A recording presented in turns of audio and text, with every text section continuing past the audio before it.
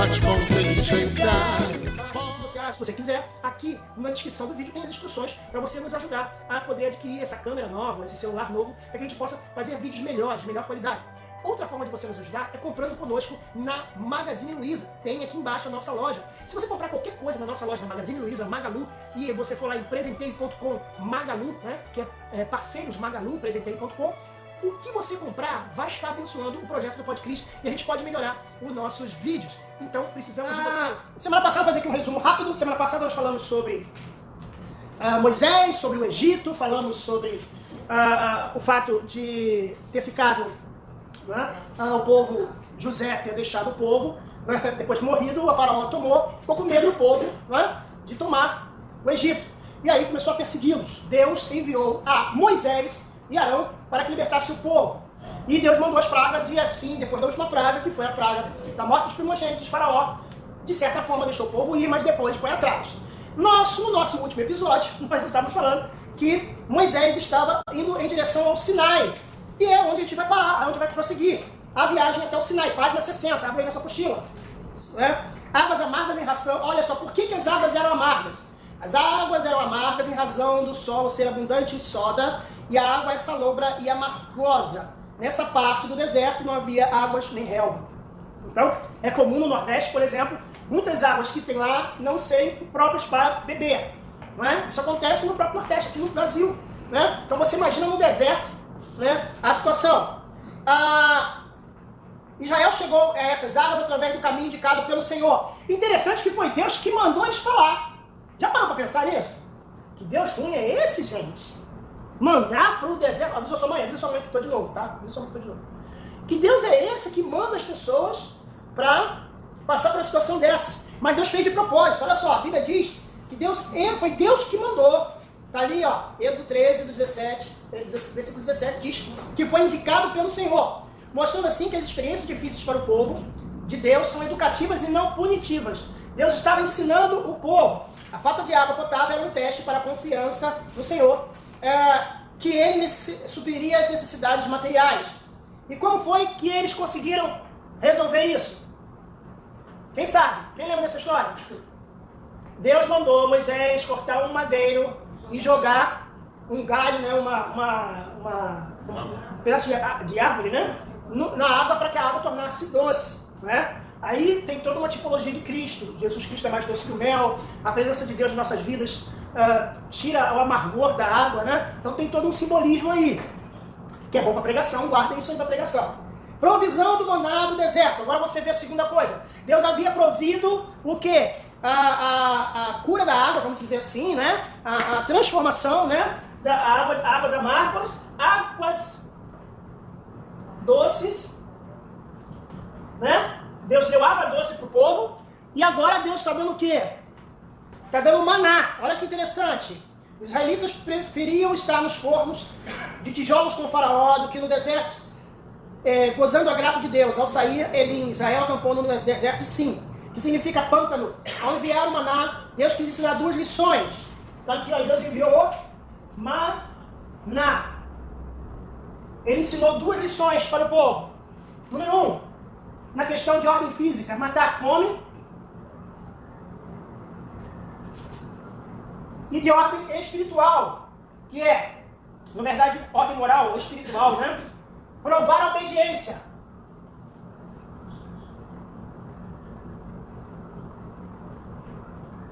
E qual foi a prova da obediência em relação ao maná? Comer só o necessário de uma guarda. Comer só o necessário para o dia. Isto é, Deus tem para você alimento diário. O maná simboliza a Bíblia Sagrada, o estudo da Bíblia Sagrada, a busca pelo conhecimento das Escrituras, que todos os dias você precisa. Não é? Não é você ler um dia, vou ler 10 capítulos para no dia seguinte não ler um, né? Não, você lê todos os dias para você alimentando aos poucos, que é um tratamento praticamente, como é que é aquele tratamento, aquele remédio, como é que é o nome? Homeopático aos poucos, né? Gotículas, né? Então, essas duas intenções. O maná é para matar a fome física do povo e espiritualmente para provar a obediência do povo. Vamos lá. Aí você tem outro acontecimento sobre a rocha que brotou água.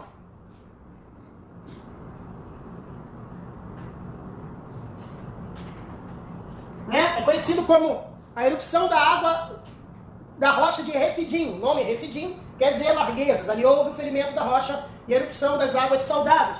A rocha aqui também, estes três aqui são símbolos, são tipologias. Esta aqui, a rocha, né, é Jesus. Amém? Então você tem aqui aquela música, a rocha, a rocha, a rocha, a rocha é Jesus. Já ouviu essa música? É essa aqui, rocha é Jesus. Então Jesus, às vezes, inclusive tem uma pregação, você pode ver na internet falando sobre isso, que às vezes tem gente que ao invés de falar com a rocha, a pessoa bate na rocha. Quando aconteceu com Moisés, perdeu a bênção porque gritou, que bateu, ofendeu, magoou a rocha, quis fazer as coisas, ganhar no tapa, ganhar no grito. E não é assim que funciona. Deus mandou Moisés falar a rocha. Muitas vezes nós perdemos nossa bênção porque a gente não fala com a rocha. A gente briga, a gente quer fazer da nossa forma. E aí a gente acaba cometendo um erro. Ok? O pacto com a lei. Né? O pacto com a lei não teve a intenção de ser o meio de salvação. Ele foi celebrado em Israel depois de sua redenção alcançada mediante o poder do sangue. Deus já havia restaurado Israel a sua justa relação com ele. O Senhor desejava dar-lhe algo que o ajudasse a continuar sendo povo e a ter relação mais íntima com ele. Lembra que a aula passada eu falei que o povo se esqueceu de Deus. O povo esqueceu a relação com Deus. Porque não existia para o povo algo físico, algo que fizesse com que ele não se esquecesse. Antes da lei mosaica, não existia nada, não existia um marco. Eles estavam o quê? Viajando, quer dizer, antes era o quê? Era Abraão, Isaac, Jacó, eles viviam em tenda, viviam nos desertos, viviam andando, caminhando, viviam buscando um lugar. Lembra que Deus prometeu a Abraão que eu lhe darei uma terra, né? E aí eles foram para onde? No Egito, né? Foram para fora, vamos dizer assim, do lugar final que Deus tinha para eles. E aí, cara, quando eles se viram, eles estavam presos. Moisés os tirou, então eles estavam acostumados a... É tipo assim, você viver a vida toda de aluguel. Viver a vida toda de aluguel. Ou, vamos supor, vive a vida toda de favor da casa das pessoas. Mora a vida toda de favor da casa das pessoas. Depois vai para o aluguel, vive a vida toda de aluguel. Aí Deus abre as portas, de alguma forma consegue comprar uma casa, Deus manda um milagre, você compra a sua casa própria. Você não sabe nem o que fazer direito. Ou então você compra uma casa grande, morava numa casa pequena, você não sabe nem o que fazer, fica assim. Por isso que às vezes eu brinco, né? Tem pobre que quando ele ganha, se ele ficar rico de alguma forma, ele não sabe nem o que fazer na mansão. Ganhei uma mansão, eu quero contar a benção. Qual é a mansão? Qual é a vantagem da mansão? É muito boa, mas esqueci, tem detalhe. Qual é o detalhe? A mansão é grande demais para me varrer. Então a pessoa nem isso ela tem noção. Então o que eu quero mostrar a vocês é que o povo não tinha noção de leis, de escrito, vamos dizer assim, porque antigamente você fazia, os grandes povos tinham monolitos, tinham deuses, tinham estátuas, tinham coisas que eles olhavam e se guiavam naquilo. Os próprios zoroastristas, que eu falei aqui, que a gente tem um vídeo lá no canal, eles tinham uma lei, tinham um escrito, tinham histórias escritas, e o povo de Israel não tinha. Ele estava nesse momento, agora sim, aí eles iam chegar, Deus falou, olha, agora eu quero ver, eu vou fazer com que vocês tenham algo para que vocês possam se mirar, para que vocês possam se lembrar, para que vocês possam carregar consigo, para que vocês possam, assim, ó, vamos fazer uma, como é que chama? Quando eu pego um livro e eu vou, como a gente vai no Google, a gente faz uma pesquisa, né? Vamos buscar, oi? Não, vamos buscar sobre adultério. A gente vai buscar na Bíblia para saber o que fala sobre adultério. Sobre, sei lá, qualquer assunto, alimentação. A gente vai buscar. O povo não tinha. Buscava. Como é que ia fazer? O marido, por exemplo, sei lá, casava com a mulher. E o divórcio, por exemplo, não existia nada sobre divórcio. Não tinha uma lei, não tinha nada. Então Deus aqui, ele queria passar para o povo isso. Então, vou para a referência, né? Isso, irmão, já chegou a abençoar. Referência, um referencial, eles não tinham isso. E aí o que acontece? A lei, ela veio trazer 3 coisas estabelecidas, a lei. Que é, número 1, Israel se tornou propriedade particular de Deus. Israel seria algo específico, algo especial, uma nação especial. Número 2, Israel seria o reino sacerdotal. Obrigado. Sacerdotal. Ok? Então, propriedade particular, deixa eu ver aqui. Também passou a ser referência, né? Para os outros. Referência, exatamente. Porque eles tinham a lei deles era uma coisa mais... Aqui, ó, propriedade particular, possessão. Isto é, passou a pertencer a Deus, né? Reino sacerdotal, eles representavam o Senhor perante o mundo inteiro. Então quando as pessoas falam que Israel é especial sim. Israel é especial porque Israel representa, é o sacerdote do Deus eterno às nações, ao mundo, né? E número 3, seria um povo santo. Seria um povo santo, separado. O que é santo? Kadosh, né? Kadosh, não é a banda Kadosh, não. Apesar da banda Kadosh ter esse nome, mas Kadosh significa santo, separado, específico para algo. Né? Pessoas que foram separadas para um ofício. Então o povo de Israel era Kadosh, era santo, era sagrado. Então Deus tinha 3. Agora, qual eram os propósitos? Posso apagar? Estou escrevendo aí? E você que está na internet, está escrevendo? Eu sou quem está na internet. Posso? Posso? Posso? E agora nós vamos ver 3, e o vento ficou aqui. 3 propósitos da lei mosaica.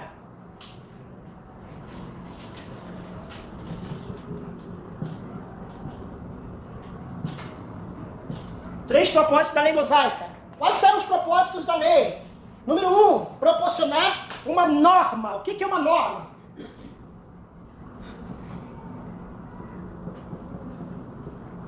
Normatizar. Proporcionar uma norma. Número 2, apresentar o caráter santo de Deus.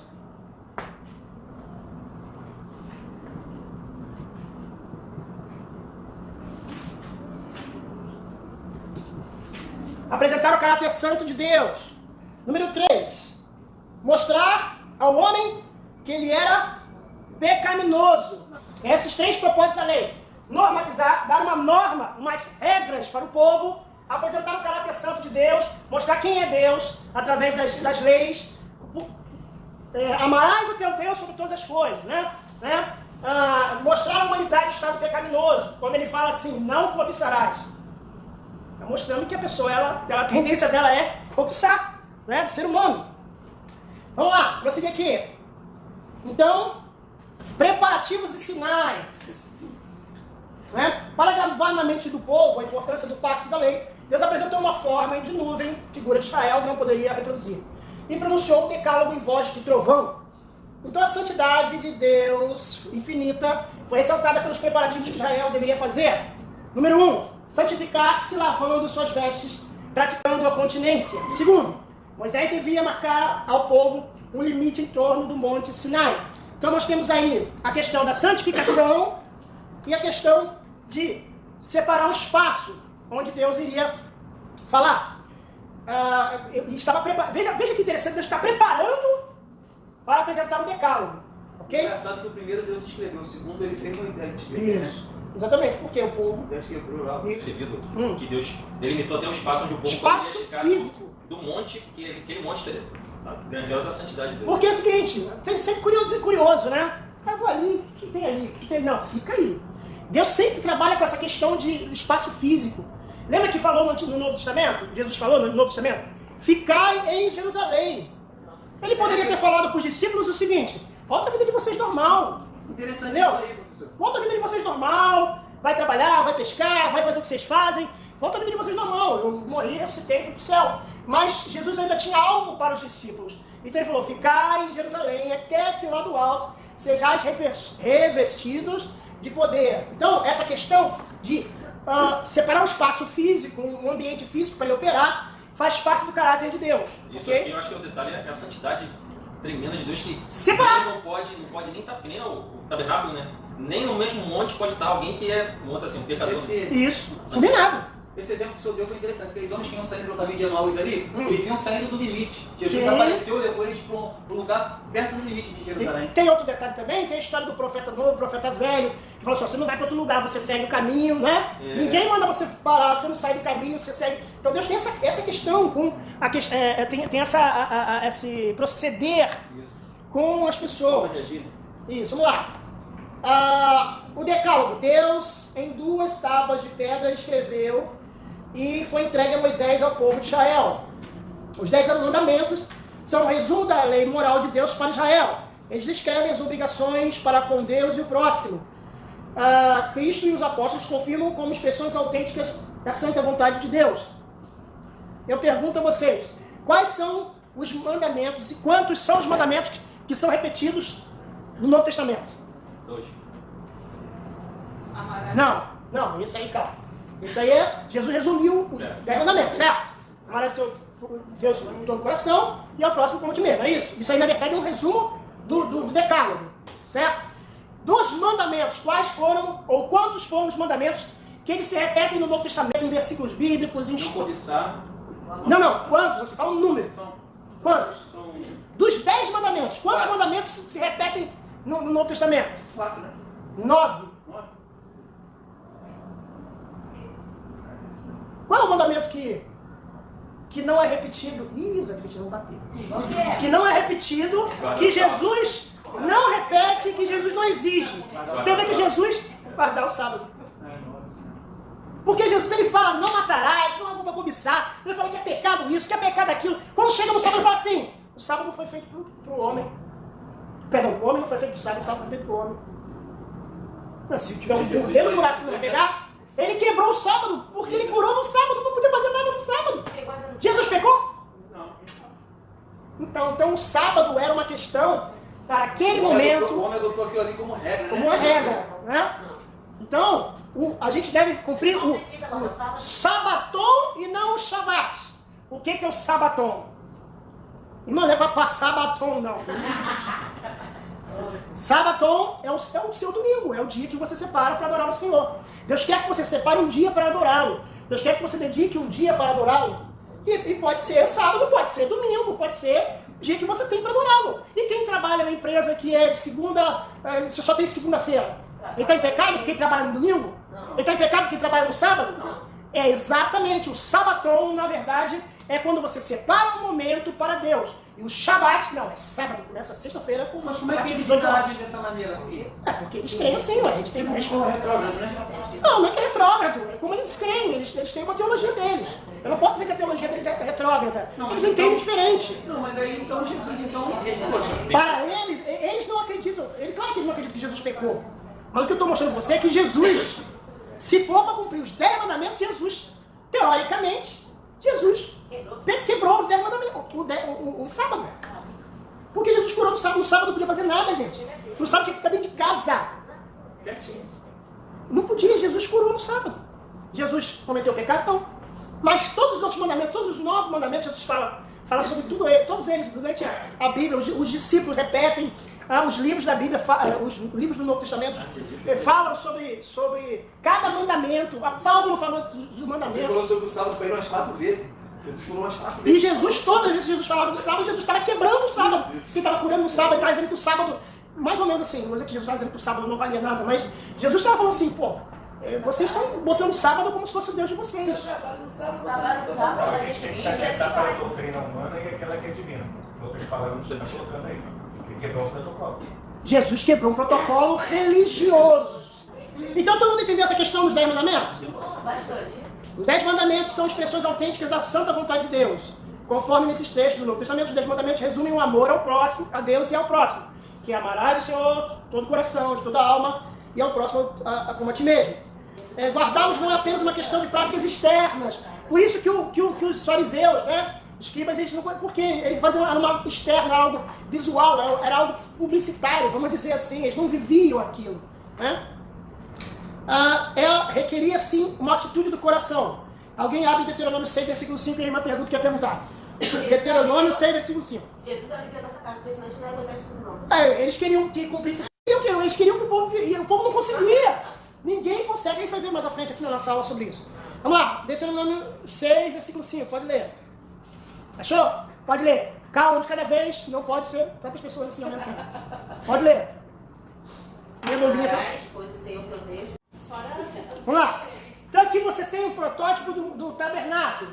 E aí aqui você tem, aqui é o pátio, aqui fica o altar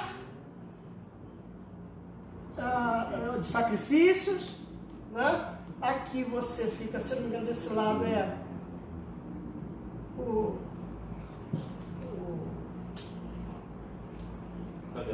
candelabro, aqui a mesa dos pães. Aí aqui, ó, é o Santo dos Santos, e aqui fica, aqui, esqueci. Aqui, o altar de incenso. E aqui, o Santo dos Santos, que é a Arca da Aliança. E dentro do Santo dos Santos ficam os candelabros, os postes, luminária, né? Não, aqui. Não. O candelabro ficava aqui. Não tem, Iluminação. Não tinha ali do lado de fora, não tinha uma outra coisa também Tem pra ser lavada?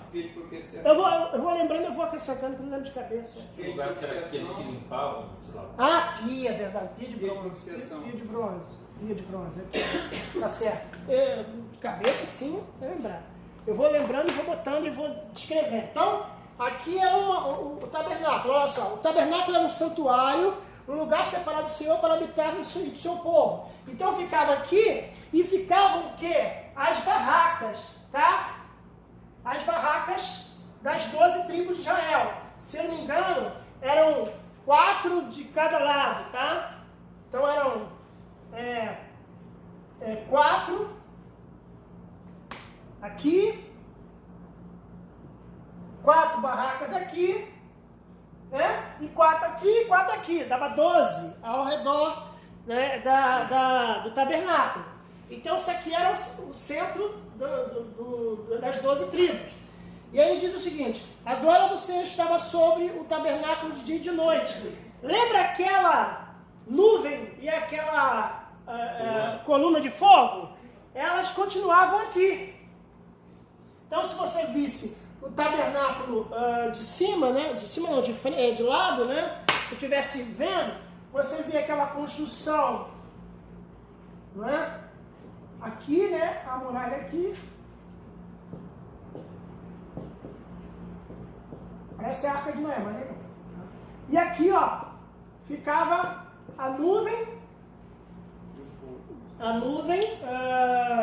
de dia, né? E o fogo de noite, tá? E aí é o seguinte, era chamado tabernáculo dos testemunhos, né? Porque continha os 10 mandamentos.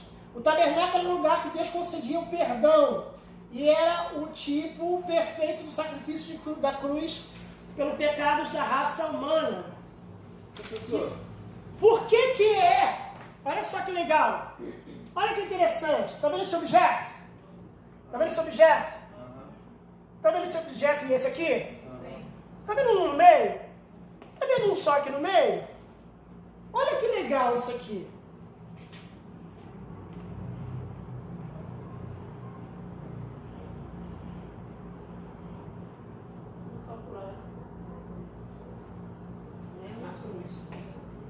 Pinta isso aqui.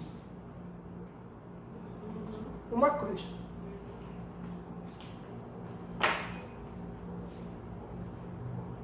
Sacrifício de Jesus. Posicionamento dos objetos. Posso passar uma luz aqui para ótimo, tem a foto a aqui. presença da glória do... Essa foto aqui. Eu tenho um banner, quando eu dava aula disso aqui, eu fiz um banner para dar aula sobre isso aqui. Vê se dá para ver aí, tá longe? Dá para ver? Espaço ali para eles. Obrigado. Obrigado. Era assim que eles viam isso. Era um negócio até assustador, né, gente? Assim, os inimigos deviam se assustar, né, mano? Não é? Pô, não é? Muito boa observação. Quem passava por lá... Quando os inimigos olhando... O que é aquilo ali? Entendeu? Eles acampavam no deserto. Imagina, o deserto, gente, de madrugada, é uma... Vou usar uma palavra que faz parte do vocabulário Alexandre, tá? O deserto era uma escuridência fenomenal. Muito escuro. Deserto não tem nada. Foi uma estrela. A não ser que seja a lua cheia. Agora você imagina, no meio daquele deserto, daquela escuridência toda, um espaço, um negócio brilhando, um fogo, cara, que é? Não dá pra chegar perto, não. Só nascendo no deserto. E detalhe, no calor era uma coluna de nuvem, isto é, refrescando o ambiente. Olha que interessante, presença de Deus, tá? Que chama-se, qual é o nome disso? Vamos ver se a aula do professor está valendo. Está valendo nada. Teofania. Graças a Deus. Vou continuar dando aula. Teofania, a presença de Deus. Vamos lá. Então nós temos aí o primeiro objeto. Que aí, ó, irmão, foi bom você falar, porque ó, aqui eu vou me guiar. Eu já ia esquecer da pia mesmo, ó. O altar do holocausto, era o lugar onde os animais eram imolados em sacrifício para fazer expiação. Então era uma Deus, não me manda raio do céu. Só um exemplo pro pessoal. Era uma churrasqueira gigante. Tá? Para vocês entenderem. Eu sempre falei churrasqueira, eu estou vivo até hoje para contar a história. Então, Deus sabe do meu coração. Era uma churrasqueira gigante com uma grade, uma grelha, e ali eram colocados animais. Olha só, era um lugar onde os animais eram imolados para o sacrifício fazer expiação. Esse ato expiador salientava que o pecado era digno de morte, mas que Deus aceitava o sangue inocente no lugar do culpado. Ok? Agora, segundo objeto. Então, nós temos o primeiro objeto aqui. O segundo objeto que a apostila apresenta. Ela não apresenta na ordem. Ela mostra aqui, ó. Lâmpada, luz, lâmpadas. A presença contínua de Deus entre o povo. As lâmpadas não podiam continuar a arder sem a cooperação da obediência do povo. Então lá dentro tinha a lâmpada, tá? Pia de bronze, com a grande bacia. Farás uma bacia de bronze com suporte de bronze para abluções, banhos, né? Lavar, né? Colocarás a bacia entre a tenda da reunião e o altar. Então, a posição está certa mesmo. Eu botei cabeça e acertei mesmo. É isso mesmo, estava entre o altar do holocausto, né? Então está na entrada.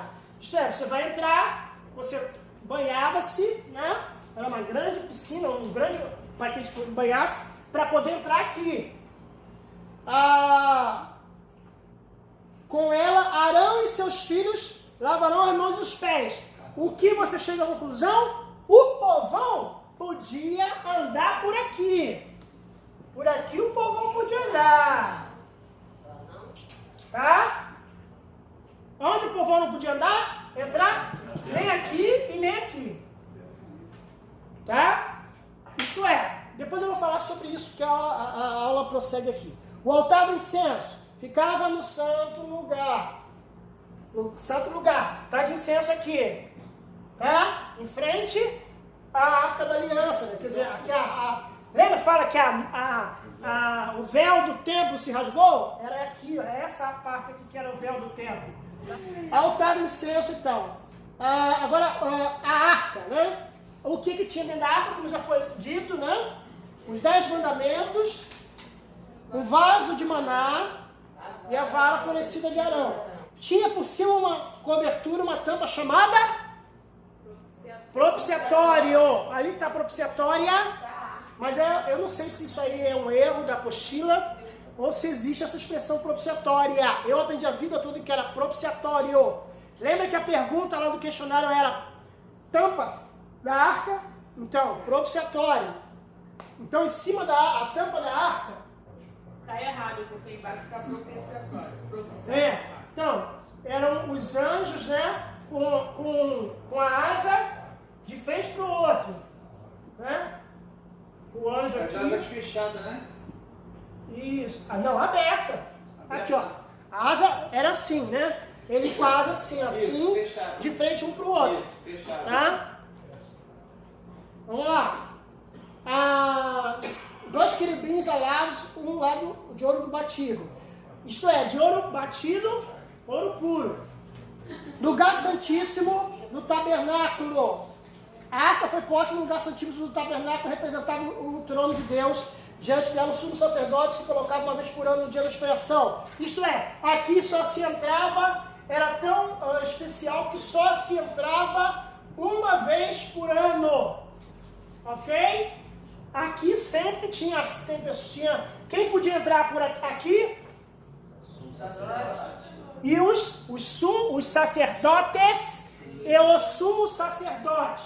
Os filhos de Arão e Arão. Ok? E aqui quem podia? O povo poderia, até tinha acesso. Muito bem. Propiciatório era a tampa da arca, assim o propiciatório e o sangue sobre ele prefiguravam o perdão divino. Então, uma vez por ano, pegava o sacrifício que era feito aqui, pegava o sangue, levava aqui e lançava e colocava aqui, ó, entre os querubins, tá? Jogava ali, colocava ali o sangue, né? 2 querubins de ouro simbolizavam a presença de Deus. A mesa, agora a mesa, aqui, ó. O pão da proposição colocado sobre essa mesa representava a presença do Senhor como sustentador de Israel na sua vida em geral. Fala, Ali que Davi entrou para poder comer. Isso! Falando sobre alimento. Aí eu tenho uma... Oi, fala. Uma outra dúvida.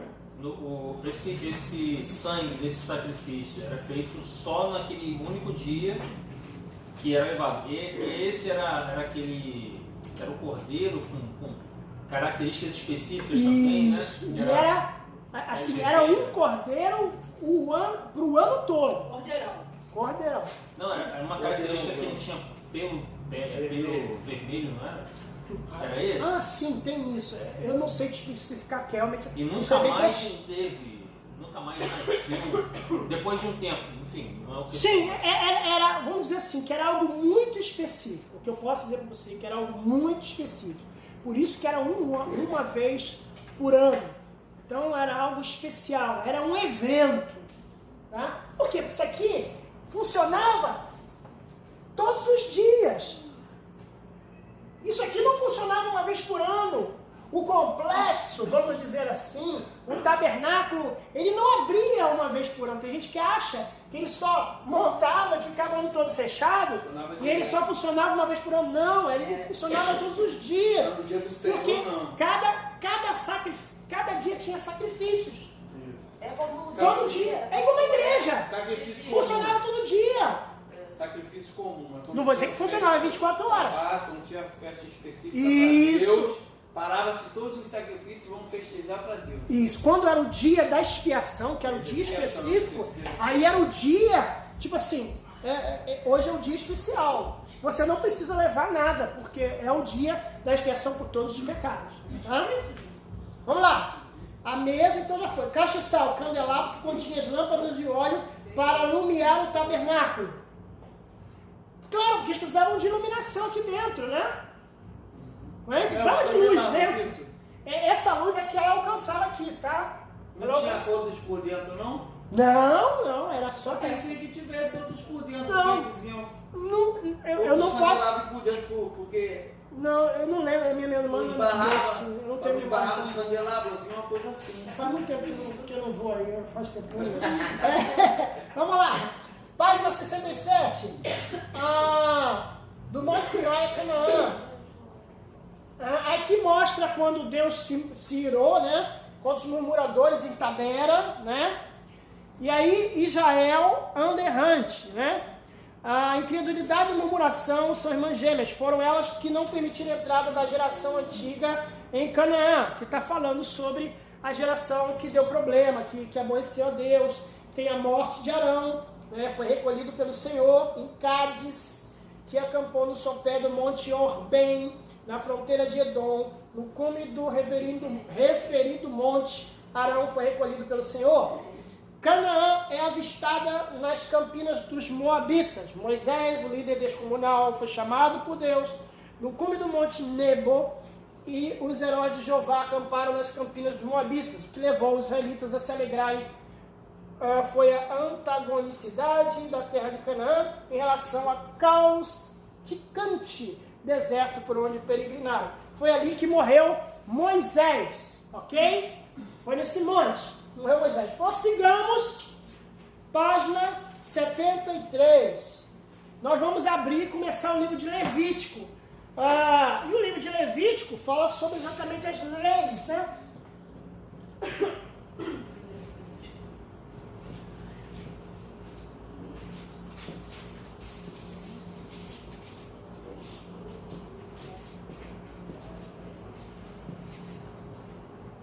Levítico.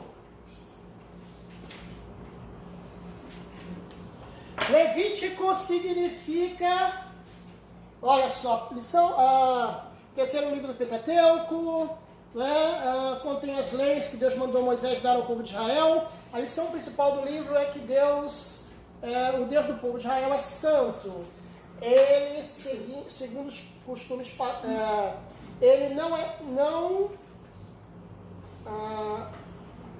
portanto, esse povo que Deus escolheu precisava ser santo. Isto é, precisava ser completamente fiel a Ele, não seguindo aos costumes pagãos dos povos vizinhos. Então, a palavra principal do livro de Levítico uma das palavras que são várias, uma das principais é santidade. Santidade ao Senhor.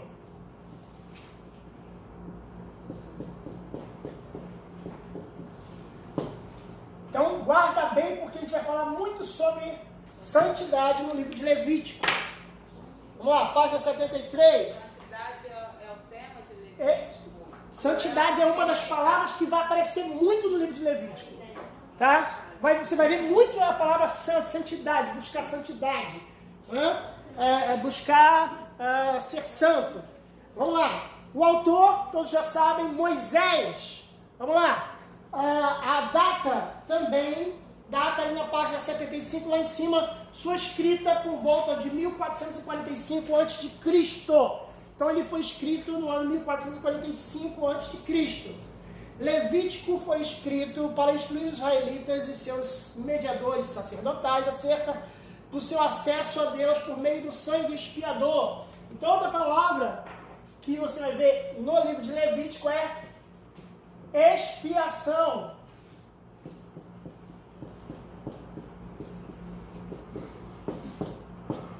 Então a segunda palavra, expiação, você vai ver muito no livro de Levítico. Engraçado que Esdra não era Esdra era sacerdote, né? Fala de Esdras agora, não está aqui, ó. Estamos aqui em Levítico, vamos ficar aqui. Santidade. O Senhor queria ensinar ao seu povo, os hebreus, a santificar-se. A palavra santificação significa apartar-se do mal e dedicar-se ao serviço de Deus. Veja que ser santo não é apenas você se afastar do mal, é se afastar do mal e passar a se aplicar ao serviço de Deus. Por isso que fala que santo é separado. Então esse separado tem dois significados. De estar distante do pecado, e ser separado significa ser chamado para um trabalho específico. Você foi separado para fazer esse trabalho. Então isso é ser santo, tá? Isso é santificação, santidade. Deus provia o meio de expiar os pecados, de santificar a sua vida. Expiação. Então,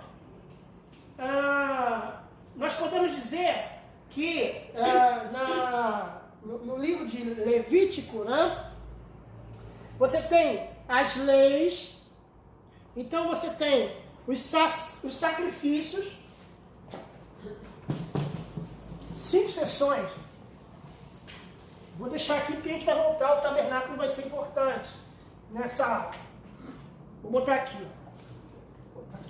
5 sessões. Não precisa escrever. É só para poder me guiar. Então você tem aqui. Então Levítico tem as leis do sacrifício.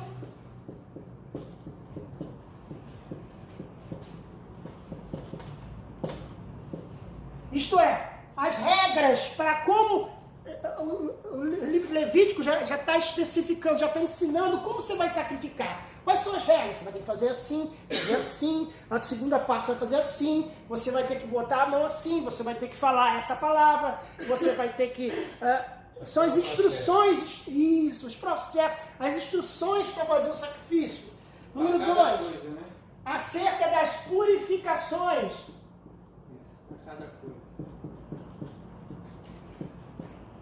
Porque existia purificação, feita onde?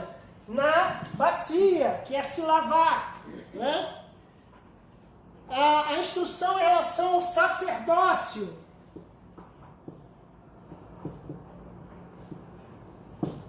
Tá?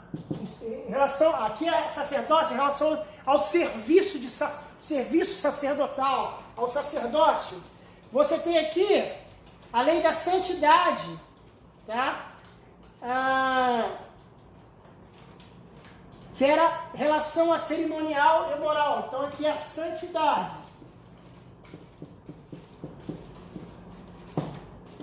E 1, 2, 3, 4, 5. O quinto, a questão dos votos. Então, ó, o livro de Levítico, ele tinha isso, ó, sacrifícios, as regras do sacrifício, as regras relacionadas às purificações, as regras relacionadas ao trabalho de sacerdócio, as regras em relação a como a pessoa tinha que se santificar, se preparar, estar limpo, estar pronto, e a questão dos votos, quem ia fazer os votos, ok?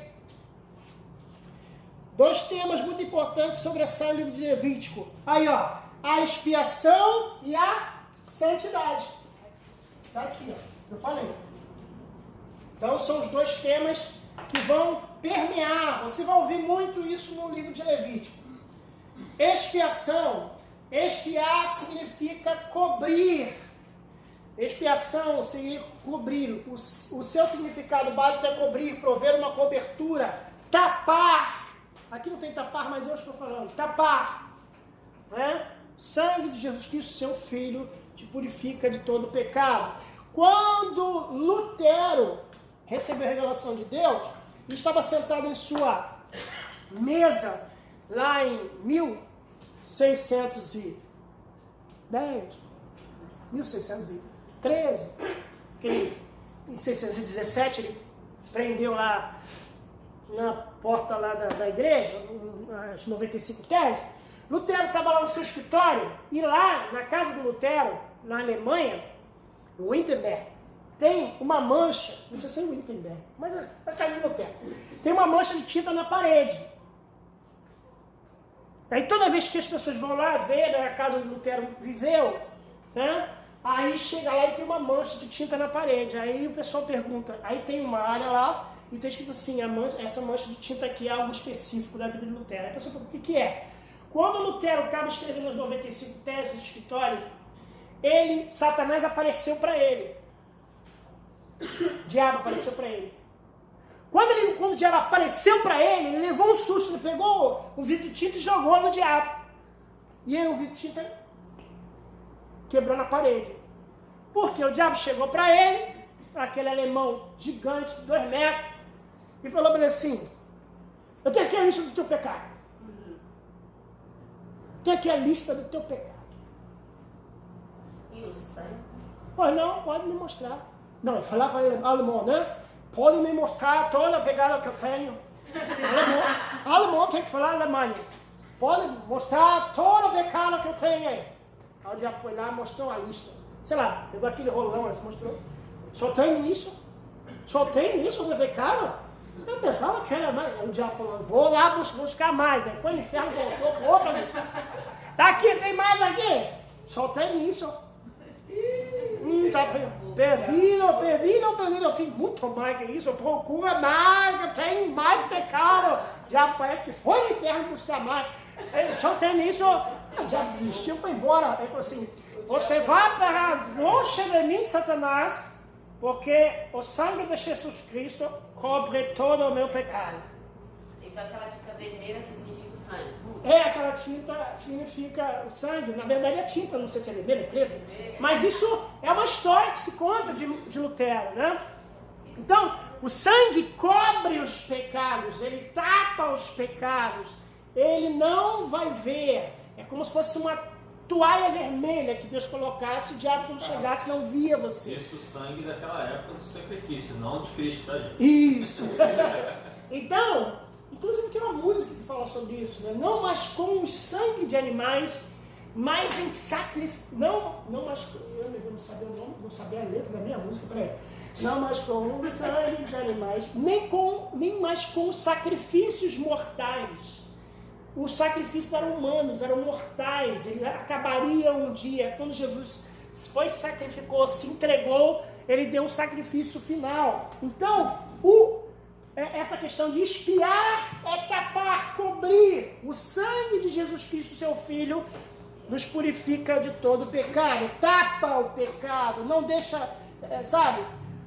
as pessoas verem o pecado. Então, olha só, os sacerdócios levíticos pronunciavam o ministério de Cristo, como eu falei. O senhor falou uma coisa muito interessante na última aula. Sim. Eu guardei, o advogado de hoje, amanhã será o juiz. Sim. Como é que taparia o sangue de Jesus no pecado, se ele é justo? Porque vamos dizer assim, é o que o povo esperava. O povo está esperando o sacrifício final. Alguém que fala assim, não, vou acabar com esse negócio. Porque ninguém conseguia cobrir os pecados. Ele tinha que ficar a vida toda nisso aqui. Desculpa usar a expressão, isso aqui. A pessoa precisava essa religiosidade toda. Aí Jesus fez você, quer saber? Vou acabar com esse negócio. Eu vou ser o sacrifício. Acabou. Porque tinha que ser um homem. Isso, religiosa. Sabe aquela coisa tipo fazer sinal da cruz, tipo subir a escadaria. Era religioso. Isso, irmão. Vamos lá. Página 77. Não, perdão. 76 aí. Deus é santo e o seu povo tem que ser santo. Também Israel deve ser diferente das outras nações e deve separar-se de seus costumes. E aí, Deus, o povo era exigido a ele que os objetos fossem santos e que os rituais fossem santos. O tabernáculo, os seus móveis eram santos, os sacerdotes, suas vestimentas eram santas, as ofertas e as festas, tudo era santo. Para que Israel fosse santo. Santidade de Deus impõe as ofertas santas, o alimento santo, a purificação e a castidade. E as festividades eram santas. Tudo isso era santificado por Deus. Página 77. Quatro características que assinalam o Levítico.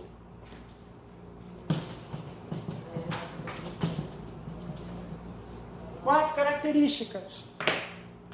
Primeira característica, revelação divina.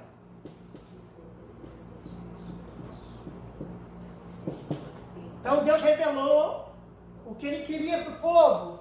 Segunda, instruções para a expiação.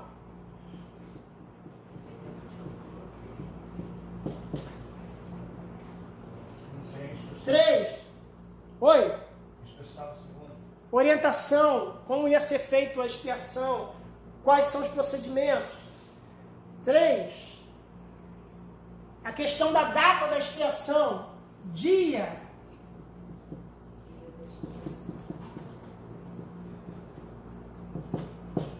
Dia da expiação. E 4. A vocação sacerdotal. Então, no livro de Levítico, você vai ver isso. Você vai ver como Deus revelou o que Ele queria, como Ele instruiu o povo, como Ele deveria proceder nos atos religiosos. O livro de Levítico fala sobre o dia específico da expiação, qual era o procedimento, como ia ser a expiação, como ia ser o dia da expiação, como ia ser amanhã, à tarde, o que eles poderiam comer, o que eles não poderiam comer, o que eles podiam fazer, como eles tinham que fazer, né? Como tinha que ser. Você imaginou o dia da expiação, que era um dia especial, como o povo tinha que agir nas tribos, o que eles podiam fazer nas suas tendas, o que eles não podiam fazer. Então, no livro de Levítico está tudo isso, tá, gente? Então, como eu falei, né, a ênfase do livro é expiação e santidade, né? E o livro de Levítico, ele é a sombra dos bens futuros. O que é a sombra? É algo que não... o que é mais importante? É você ou é a sua sombra? E aí, Fernanda? A sombra é mais importante? Então eu posso dar os R$100 para sua sombra? Mas tá lá, eu vou pegar. Então eu vou deixar para sua sombra os R$100. Então, mais importante não é a sombra. O mais importante é você. A sua sombra é algo que é passageiro, não é? É algo que, se não tiver a luz, ela não está contigo. Sombra do futuro. Não é? Então, isso aqui era a sombra de coisas futuras. Isto é, isso aqui está mostrando o sacrifício de Jesus. Que vinha coisa por aí. Vinha coisa melhor por aí. Coisa boa por aí. Isso. E não é TechPix, não é câmera. Vamos lá. Cristo, e com sua morte, aboliu todos os ritos e sacrifícios na antiga lei. Mas são essas leis que ilustram a apresentação de Jesus no templo. Engraçado que eles ficaram para trás, né? O que ficou pra- Eles ficaram nisso aí, né? Ficaram nisso aí. Ficaram nisso aí. Inclusive, está sendo construído um templo em Aí Jerusalém. Jesus veio, Jesus falou, eles foram falar também de João Batista. Aí Jesus interrogou aí acerca de João Batista e eles não souberam responder. Porque eles Aí ainda estavam responde sobre presos, João né? Batista. Porque eles estavam presos. É. Né? Aí eles falaram que João Batista, o batismo dele é verdadeiro, então Jesus falou, mas eu estou aqui, ó. Isso. João Batista falou que eu sou o que vim. Isso. Eles ainda estão no passado, vivendo de passado, né? Vamos lá, gente. Sem a luz do Levítico, jorra sobre a Epístola de Hebreus, seria um enigma. O livro de Hebreus ele fala sobre Jesus Cristo, sumo sacerdote, fala o sacerdócio de Jesus. O livro de Levítico está intrinsecamente ligado ao livro de Hebreus. Mostra que Jesus é o sacerdote dos bens futuros, é o sacerdote da ordem de Melquisedeque, é o sacerdote principal, é o sacerdote que cumpriu, ele que expia os nossos pecados, ele que leva os nossos pecados, tá? Não é Maria. Todo respeito. Essa é a nossa irmã. Senhora. Tá? Então, é ele quem recebe os nossos pecados. No Catecismo Católico diz que Maria é a advogada medianeira. No Catecismo Católico, tá? Aí você pergunta ele onde está tudo na Bíblia, ele não tem explicação da gente. Não tem. Tem dentro do entendimento deles, porque eles têm três bases principais, que é a Bíblia, que é o magistério e é a tradição. Então eles pela tradição eles tiram essa informação, não pela Bíblia. Pelas encíclicas papais, aí eles tiram isso. Eles dizem, não, porque o Papa determinou e a gente segue, entendeu? Muito bem. Levítico, salvação no Antigo Testamento. Levítico fala da salvação, tá? Deus viu a necessidade de salvação, assim houve o derramamento de sangue através do sistema sacrificial. Então Levítico fala de salvação, isso do sacrifício. Ele ordena a maneira para que o sacrifício seja aceito. A necessidade do sacrifício. O sacrifício era realizado diante do Senhor, espargindo o sangue sobre o altar. Olha aí, altar. Aqui, ó. Também aqui, ó. Aqui é uma vez por ano. Aqui era para esse cotidiano que o pessoal colocava. A necessidade de acesso a Deus. O povo tinha acesso a Deus. O povo tinha acesso a Deus por aqui. E tinha também acesso a Deus por aqui. E uma vez por ano tinha acesso a Deus por aqui. Tá? O acesso pelo sacrifício. Olha só. Ouça bem como o professor vai ler. Todo israelita que desejasse comunhão com Deus tinha que sacrificar algo através do sacerdote para ser oferecido a Deus. Em Cristo, a perfeita comunhão foi restaurada, pois através do seu sacrifício vicário perfeito, ele nos abriu a porta de acesso a Deus. Por isso que o véu se rasgou, simbolizando que não precisa mais de você sacrificar. O sacerdote estava lá dentro, será? Quando o véu rasgou, ele chegou o véu aqui assim? Não sei, eu não lembro muito bem. Nessa época eu estava em férias na Bahia. Isso é interessante. Vamos lá. O acesso pelo sangue. Somente através do sangue o povo poderia desfrutar da comunhão. Sem derramamento de sangue não há remissão de pecados. Então tinha que haver um derramamento de sangue de um cordeiro aqui, tá?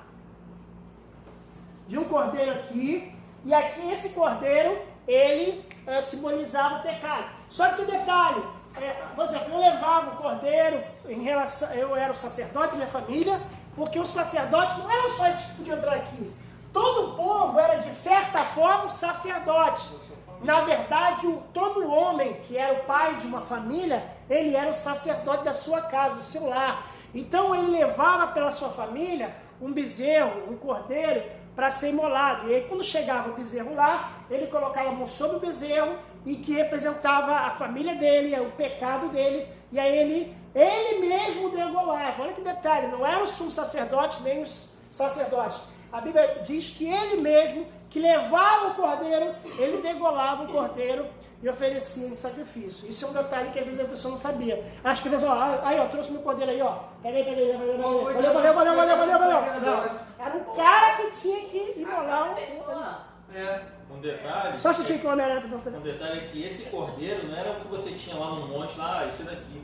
Esse cordeiro ficava com a família, você criava, você cuidava dele diretamente. Você meio que criava um vínculo, não era simplesmente um cordeiro qualquer, e você tinha que ir lá e sacrificar ele. Ele já leu a apostila, por isso que ele está falando isso. Isso está na apostila. Isso está na apostila. Está na apostila isso. Vamos lá. O acesso através do sacerdote. Não é?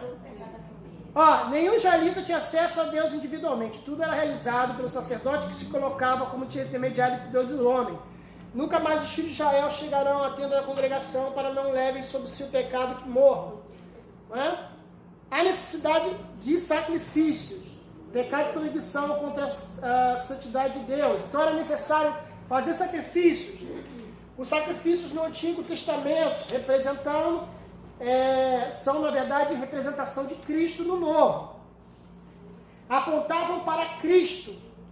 Tá? Vamos lá, página 82. Jesus Cristo é o sacerdote perfeito. Está lá no livro de Hebreus, como eu falei para vocês, lá em cima. Hebreus nos revela o grande sacerdote Jesus. Agora, olha só que interessante. O próximo tópico aqui, letra C. A igreja é um sacerdócio santo. Agora, o sacerdócio alcança a igreja, mas vós sois a geração eleita, sacerdócio real. Podemos exercer esse ministério porque fomos comprados por Cristo. Deus nos fez reis e sacerdotes. Fomos constituídos para oferecer a Deus sacrifícios de louvor e adoração. Então nós somos sacerdotes de uma nova aliança.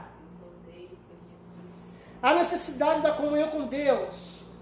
Foi através dos sacrifícios, holocaustos e ofertas que Deus estabeleceu os meios de comunicação, de comunhão entre o pecador e o Deus Santo. Porque antigamente, antes de existir lei, para pensar, quando o povo estava lá no Egito, não tinha alguém. Quem era o líder do povo de Israel? Não tinha.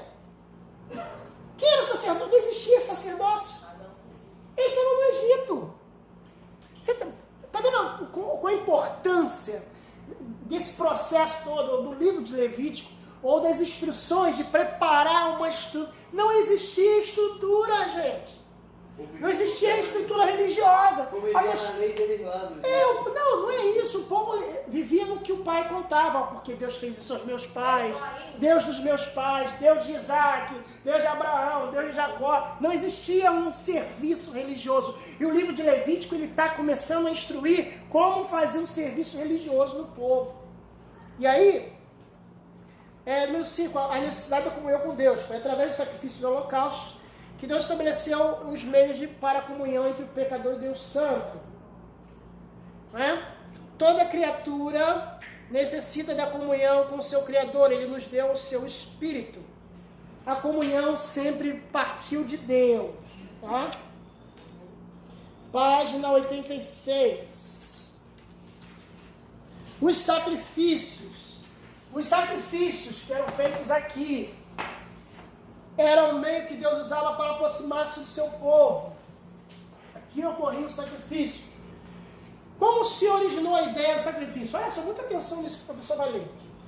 O sistema sacrificial foi instituído por Deus para ligar a nação de Israel a Ele. Então era uma aliança era um acordo do povo com Deus. O sacrifício era um acordo. Você está pagando os seus pecados com o sacrifício.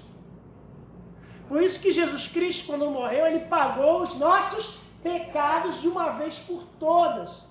Não precisamos fazer sacrifícios mais. Não precisamos oferecer animais mais.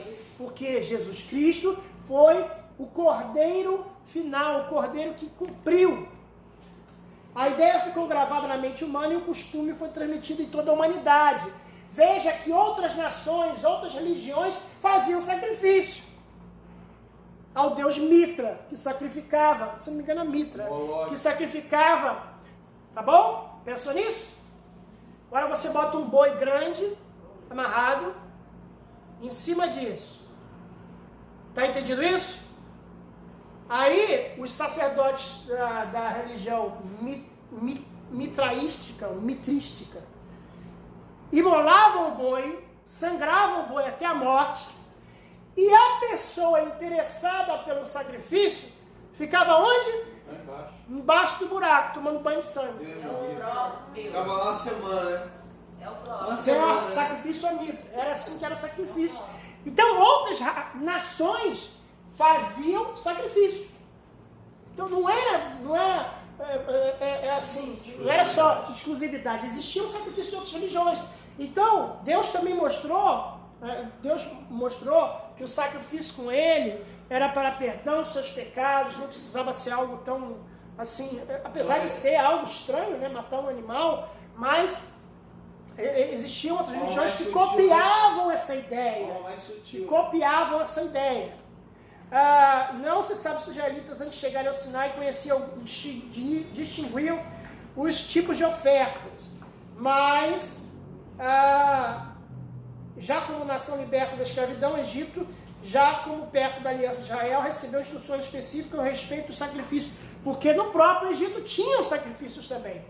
Então eles tinham que aprender qual era o sacrifício, porque eles estavam vindo de um lugar que já existia.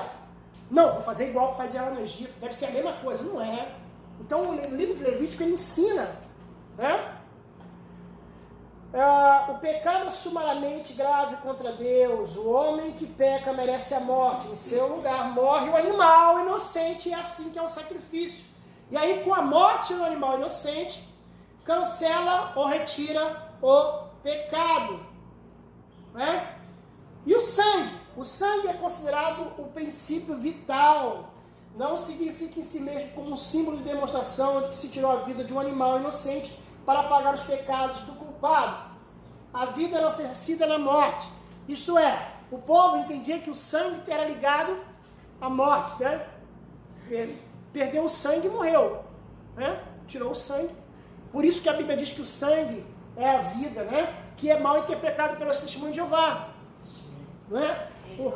Por que não faz a transfusão? Porque eles dizem que o sangue, que o Espírito Santo está no sangue, né? A vida está no sangue, o Espírito do Senhor está no sangue. Então, se você passar o seu sangue para a pessoa, você passou a sua vida para a pessoa, então você está pecando.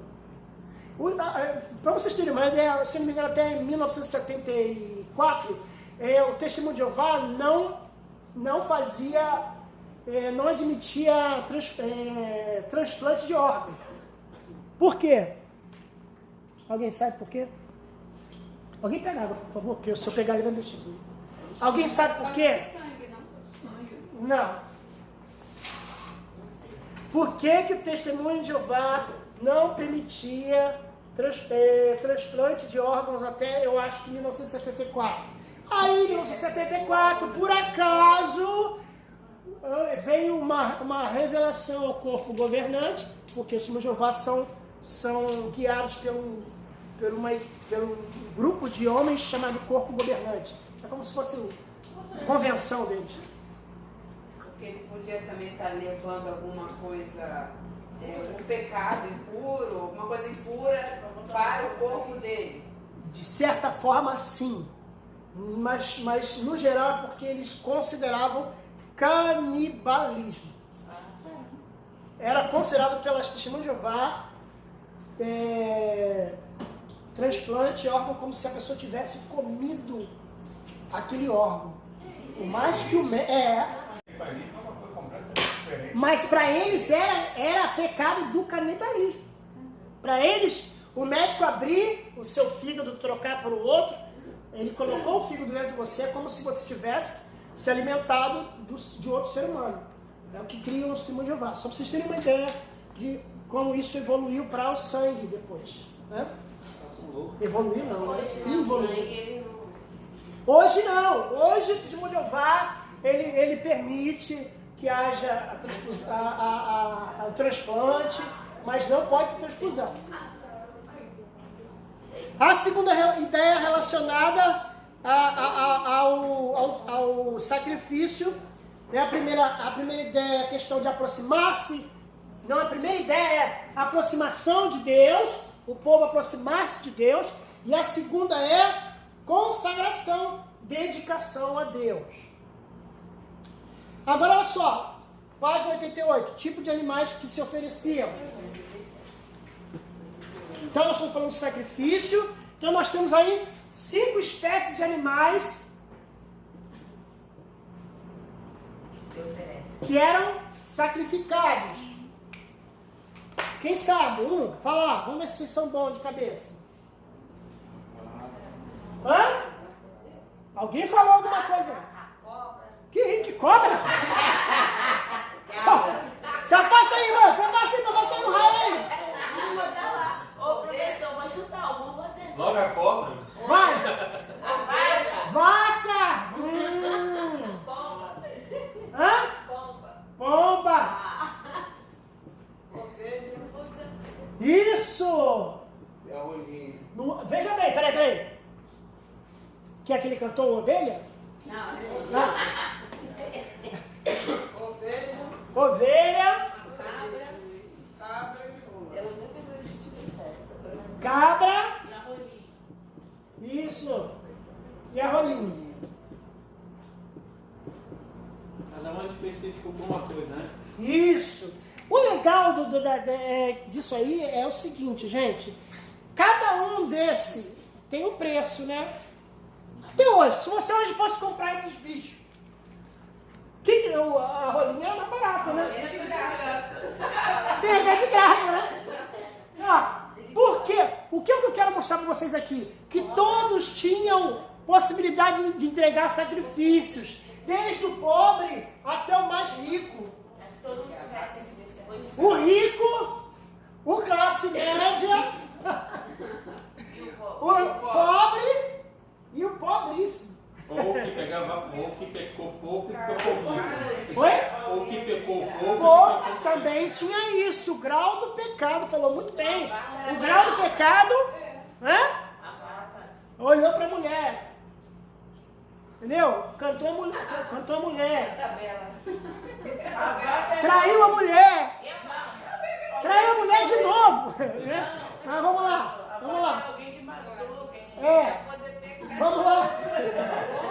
Vamos lá, olha só.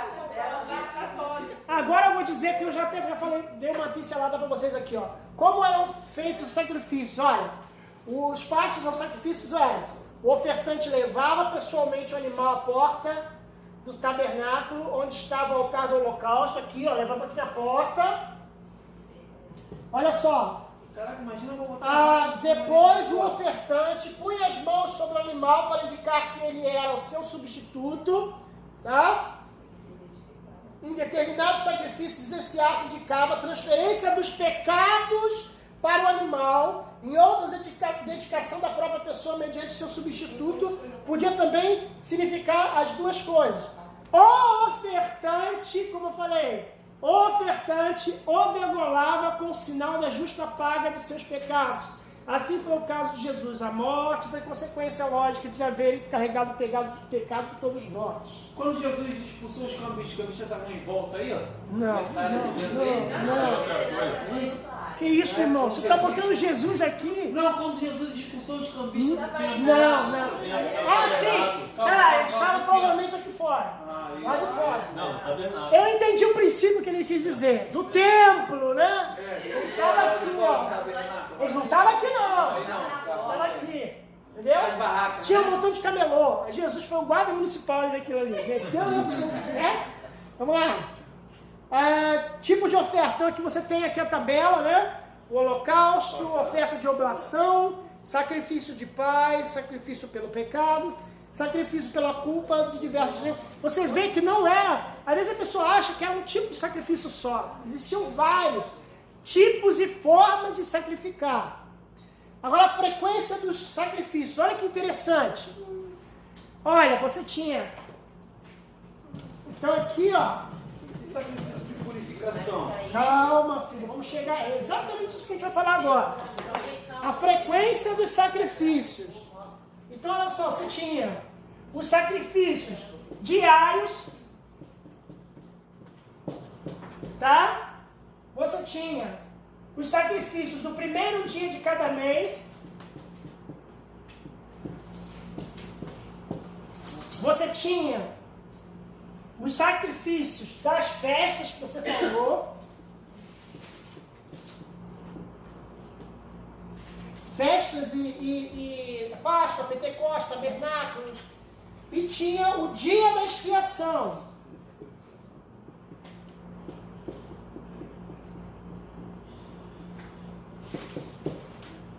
Expiação e purificação é a mesma coisa, né? E tinha também a por indivíduos pelo pecado, isto é, votos, né? Então aqui, indivíduos.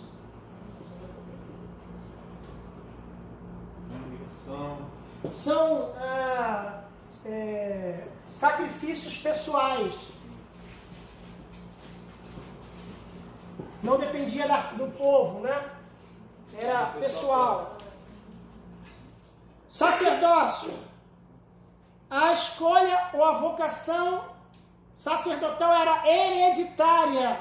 Não era por voto, igual, não era lista tríplice do STF, não era por voto, era por família. Mas teve algumas situações em que determinados sacerdotes não deram prosseguimento. Não estou nem falando de Eli, Rofeli e Finéias, mas aquele do Malhado Trevo. Gideão, os filhos dele lá na frente. Sim, aí bem específico, né? Mas assim, no segundo, em relação ao livro do Levítico, tá? É ali que, como eu falei, o livro do Levítico estava estabelecendo uma regra, não é? Entendi. Fugiu da regra aí nesse caso, mas o livro do Levítico ele apresenta aqui as regras, né? Os levitas eram os ajudantes dos sacerdotes, certo? Os levitas assistiam os sacerdotes e seus deveres, transportavam o tabernáculo e cuidavam dele. Essa conversa, pessoal da igreja, irmão, você toca no louvor, irmão, é levita. Irmão, levita é aquele mágico que faz a pessoa levitar. Isso aí que é levita, esse é levita. Então não existe levita hoje, gente. Não existe levita hoje. Quem levita é só o mágico. Levita hoje não existe. Então essa conversa de chamar o irmão que canta, o irmão que toca bateria, teclado, guitarra, ele não é levita, tá bom? Quem são os levitas que hoje, se existisse o plano levítico? Da linhagem de...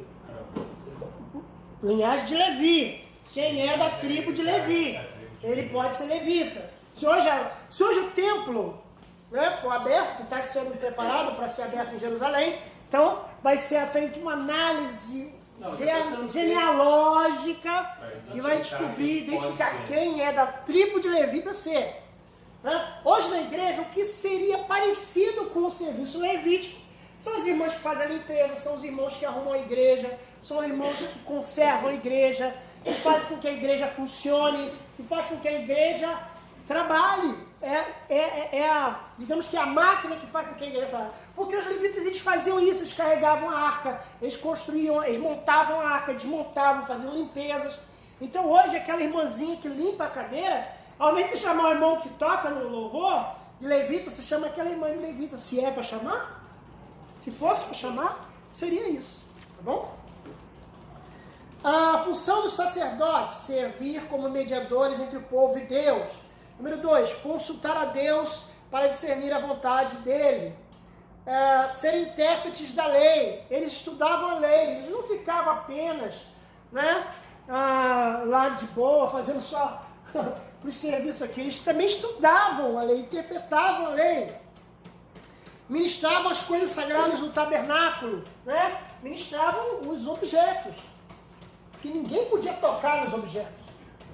Era só os sacerdotes e o sumo sacerdote. Agora fala aqui, o sumo sacerdote quem é? Jesus Cristo é o sumo sacerdote. Né? Era o sacerdote mais importante. Era aquele que entrava aqui uma vez por ano. Né? Somente ele entrava uma vez por ano no lugar santíssimo. Somente ele usava o peitoral com os nomes das tribos. Então existia um peitoral de 25 centímetros por 25. Nesse peitoral, cada quadradinho desse tinha uma pedra específica representando, né, a tribo de Israel. Ele tinha assim aqui. Né? Esse objeto que estava guardado na arca, né? Não, nós já falamos sobre isso. Zero. O que estava guardado na arca?